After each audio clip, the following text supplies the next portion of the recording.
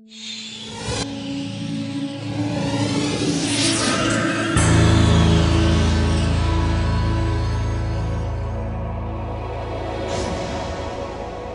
evening, my name is David Delcer. I'm also a social entrepreneur, and I'm going to make a superhuman effort here to not talk about my venture. Rather, because this is a conference about entrepreneurship and social innovation, and we're in this venue, it's a beautiful convent, 4 centuries old, I'm going to try to answer the question I hope you're seeing there: how old is entrepreneurship? And the way I'm going to try to answer that question is by walking you, or rather running you, through the biographies of 2 historical characters that you probably know, and then we'll answer the question at the end together. I don't know if you have met this guy before, Christopher Columbus.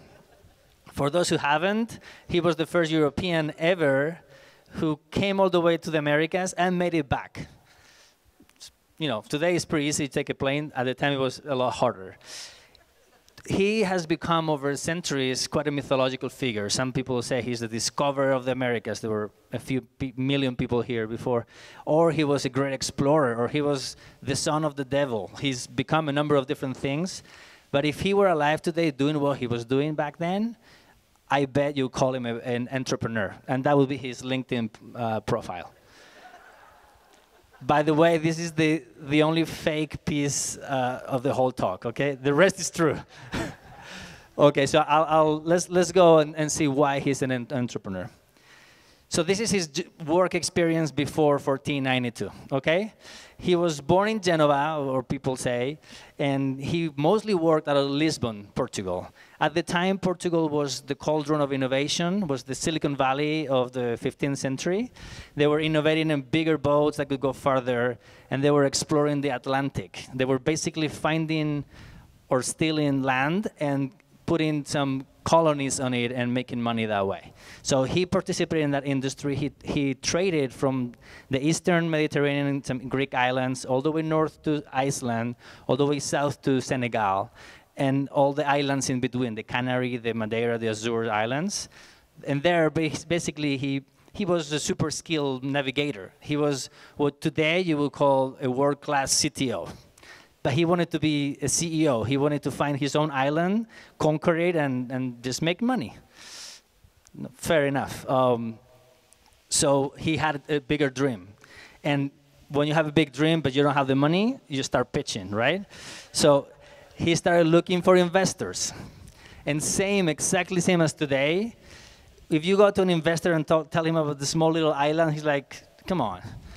So he had to come up with a bigger idea, bigger market. And the idea he came up with was, I'm going to find this route to go to the Indies. It's going to be faster, cheaper, better than anything we had before.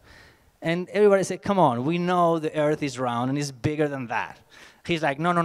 And he started pitching, continued pitching. He had a reality distortion field much bigger than Steve Jobs. Just so you know. And he was very persevering. He started networking. He talked to the King of England, the King of the King of Portugal, the kings of Spain, and everybody passed down on him. He was like, come on. But eventually the Queen Isabella, who knows why, eventually funded him and gave him some money. He took 9 years fundraising for this dream. Oh, sorry. Think about the recruiting. How am I going to go west where no one has ever come back from, okay? But before the recruiting came, he signed this term sheet. For those who are familiar with the entrepreneurship world, it's easy, but basically when an entrepreneur agrees with an investor to go forward together, they sit down and they sign a term sheet.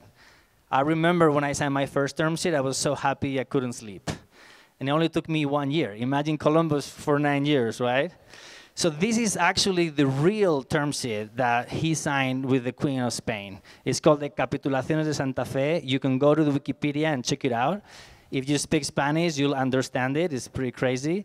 And it describes things like Columbus is going to get 10% of equity of this new venture. And he's going to be the CEO. And his nice title is going to be Great Admiral of the Ocean.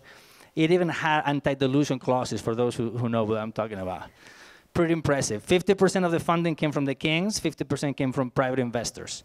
So this is just like the same terms as we're signing every day. Well, I wish we sign once in a while. Exactly the same, it just fit in one page. much cheaper legal fees. Okay, I don't have to explain. Well, the recruiting I could explain in a different moment because it was a crazy recruiting, but you all know how it ended. We're all here partially because of that. He made the world bigger. He started a massive industry of colonization and exploitation and some stealing in the Americas that changed the world for the better and the worse. It was not the same afterwards, right? I'm not going to go into those details. I only have 10 minutes. You can check them on the Wikipedia. I want to talk about the end of his career. So he ran all these risks. He could have died several times, obviously. And basically, he, like many founders and visionaries, really sucked at running the company. So after 4 trips back and forth, he starts trying to exploit this colony, and he was so bad, his investors, the kings of Spain, fired him, took him to Spain in shackles, and stripped him of all his privileges that he had from his term sheet. So no more equity, no more grand titles, nothing. His family sued the crown back to try to get it, back to them for 300 years. But it's hard to sue the guy that makes the law. So they lost all of that. Of course, this personal plight of him and his family pales in comparison of what that industry did in the Americas. All the suffering, all the massacres, all the genocides. I'm not going to go into that. But we have good news. We can be proud still of our species. There were some people that participated in that industry that rose and fought that way of working. And I'm going to tell you about one of them that you may know already, Bartolomé de las Casas. That is his true Wikipedia page. You can check it out later. He was born in Spain, in Sevilla, traveled with Columbus on his 3rd trip to the Americas, and became here the first person, the first priest to be ordained in the Americas. So from first American priest to first American Pope, 500 years. Talk about slow change, huh? Anyway, he participated in the conquest of Cuba, got some land, saw too many atrocities, changed his heart, gave the land back, and decided to dedicate his career to improving the economic system that was being implemented in the Americas. So this is the story I'm going to tell you very quickly. First project, he wanted to create decent jobs for the indigenous people. He got the king of Spain to grant him some land, which I hope you can see there, pretty nice real estate. He was going to, this is really innovative at the time, he was going to pay the indigenous people a salary. He was going to have schools for their children, hospitals. Even the food was going to be organic because it was an agricultural venture. It was easy organic at the time, but anyway, it was still organic. It didn't happen. Why? He could not raise enough money from impact investors. Maybe same as today, there weren't that many and they were hard to get. He was undercapitalized and the venture never took off. But the business model was replicated afterwards in other parts of the empire. Second thing, after that economic failure, he basically did a lot of introspecting and he became a Dominican friar. So he was one of the guys that built things like this beautiful convent here. And he even became bishop of Chiapas, the first bishop in Chiapas. That's why the capital is called San Cristobal de las Casas, like him. He started fighting the system or improving the system with a mightier weapon, his pen.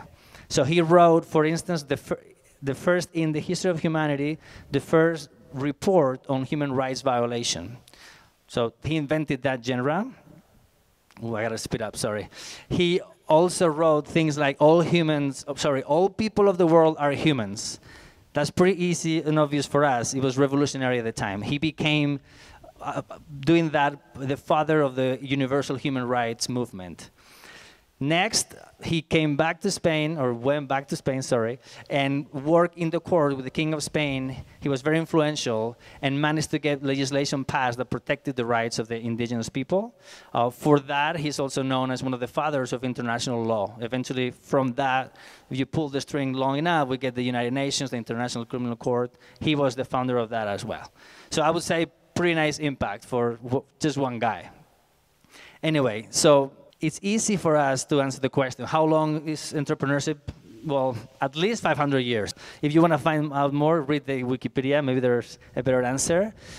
But what is interesting more than that is to have this contrast of Christopher Columbus launching an industry that was just worried about making money and not caring about the consequences of that activity versus Bartolomé de las Casas, who was really working hard, risking his life to improve the system for everybody.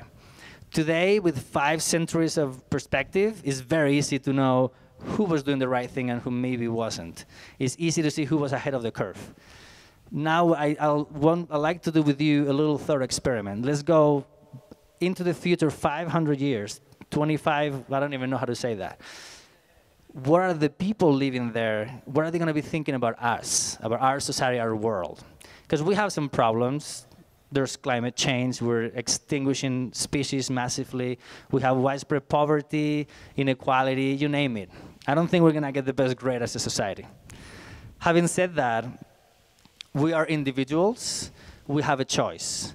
We can choose to work with those like Columbus that are just trying to make money or trying to do whatever, but for selfish reasons. Or we can choose to find those who are trying to improve the system, trying to improve our society, our economy, and take it to a better place. That is your choice. That will be your legacy. So I now ask you to close. Would you rather be remembered as Christopher Columbus, or would you rather be remembered as Bartolomé de las Casas? Thank you very much.